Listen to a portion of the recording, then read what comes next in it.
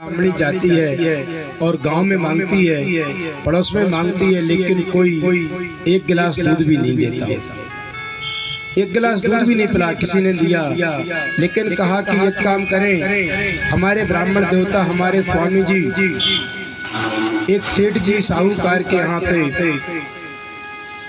आदान प्रदान करते थे। मैं वहां जाती हूँ, अगर कुछ सेठ जी अगर सहायता कर देंगे तो बड़ा ही उत्तम होगा। सेठ जी के पास जैसे पहुंची हैं तो वहां कहा कि मेरे यहाँ पर एक संत ब्राह्मण आए हैं, तो एक काम करें, आप मुझे एक गिलास दूध दे दें। कहा दूध तो है नहीं ना, तो कहा आप एक काम करो, एक गिलास दूध के पैसे दे दो, एक गिलास दूध के पैसे दे दो आप। लेकिन जैसे ही पैसे कहा कि भैया हम पैसे दे नहीं सकते, क्यों, अभी आपका पिछला बकाया है, जब तक पिछला बकाया रहेगा तब तक हम आपको नहीं दे सकते हैं, पहला पिछले का हिसाब किताब चुकता करो तब आप देंगे। कहा कि पंडित जी तो अभी बाहर प्रदेश गए हैं, वो आ जाएंगे तो आपका चुकता कर देंगे। कहा साहूकार ने कहा मैं क्षमा चाहता हूँ आपसे, मैं आपकी सहायता नहीं कर पाऊंगा। तभी आप पीछे कहा कि फिर क्या करना पड़ेगा। हाँ, एक बात हो सकती है, अगर एक गिलास दूध के बदले अगर आपका बालक 11 साल 52 दिन तक अगर हमारे यहाँ मजदूरी करेगा तब मैं आपको एक गिलास दूध दे सकता हूँ। कितने 11 साल 52 दिन तक मजदूरी करेगा तब मैं आपको एक गिलास दूध दे सकता हूँ।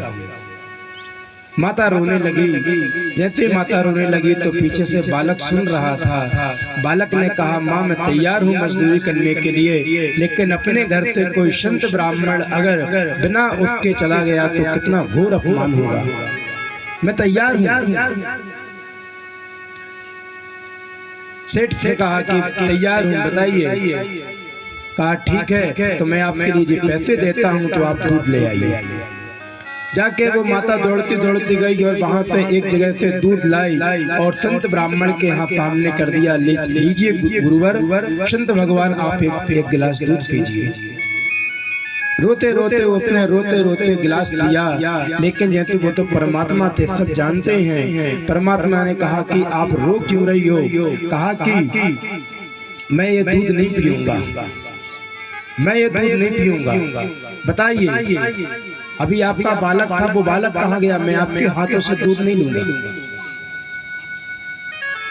फिर कहा बालक से लूंगा, तो तब रोती रोती वो कहने लगी कि प्रभु मुझे क्षमा करें, आज जो एक गिलास दूध मैं आपको पिला रही हूँ तो मेरा बालक एक सेठ के यहाँ 11 साल 52 दिन तक मजदूरी पर गया है, तब जाकर एक गिलास दूध आपको मैं दे पा रही हूँ, तब दे पा रही। संत भगवान ने कहा मैं आपको आशीर्वाद देता हूँ, आज से 7वें जन्म बाद द्वापर युग में भगवान का जन्म होगा, कृष्ण कन्हैया का जन्म होगा और मथुरा में तो जन्म होगा। असली माता पिता तो वसुदेव और देवकी कहलाएंगे, लेकिन आप जो एक गिलास दूध का जो कर्ज आपने दिया, मैं आपका ये अंगीकार करता हूँ, स्वीकार करता हूँ। एक गिलास दूध के बदले आपने 11 साल 52 दिन तक मजदूरी पर बालक रखा है। जब तक अगर 11 साल 52 दिन तक भगवान आएंगे और 11 साल 52 दिन तक भगवान आपके घर पे निवास करेंगे, आपके घर पर रहेंगे। 11 साल 52 दिन तक भगवान नंद यशोदा के यहाँ रहे।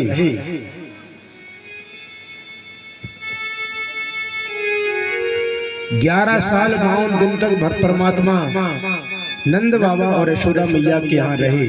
ऐसे नहीं मिलते भगवान। अगर सोचो कि भगवान हम रसोई में जूठो खा रहे हैं, रसोई में हम उल्टो सीधो बना रहे हैं और वहां भगवान को भोग लगा रहे, ऐसे परमात्मा नहीं मिलते। ये तो तुमने कह दिया कि परमात्मा की भक्ति सरल है। अरे शास्त्र उठा के देखो, परमात्मा की भक्ति बड़ी कठिन है। परमात्मा ऐसे नहीं मिलते। सच्चे मन चाहिए, सच्ची श्रद्धा चाहिए, भगवान के प्रति समर्पित भाव चाहिए। भगवान की पहली भक्ति होती है श्रवण। हमें सुनना चाहिए भक्ति। कथाओं को सुनो, रामायण को पढ़ो, सुनो। दूसरी भक्ति है भगवान का कीर्तन करो। यहाँ पर बताया गया स्मरण भक्ति है, फिर भगवान के स्नान कराओ, भगवान का अर्चन करो, वंदन करो, तब जाकर आप भगवान की 7 प्रकार की भक्ति पा पाते हो। और आखिरी में आती है दास भावना, 8वीं। जब इतने प्रकार की 7 प्रकार की भक्ति कर लोगे तब जाकर आप दास कहलाओगे।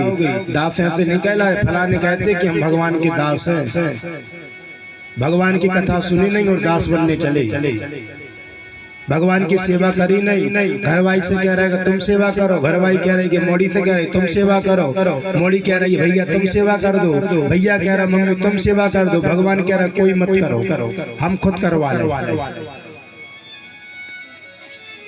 ऐसे परमात्मा नहीं मिलते।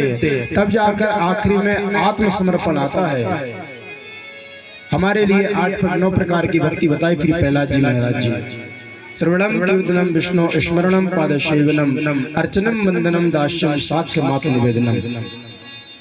9 प्रकार की भक्ति यही रामचरितमानस में है।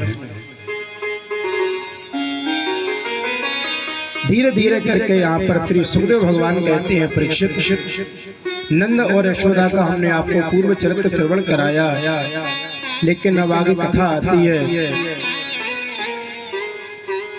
नंद महल में तो भगवान का उत्सव खूब चल रहा है, लेकिन कहा कि यहाँ पर उत्सव चलते चलते काफी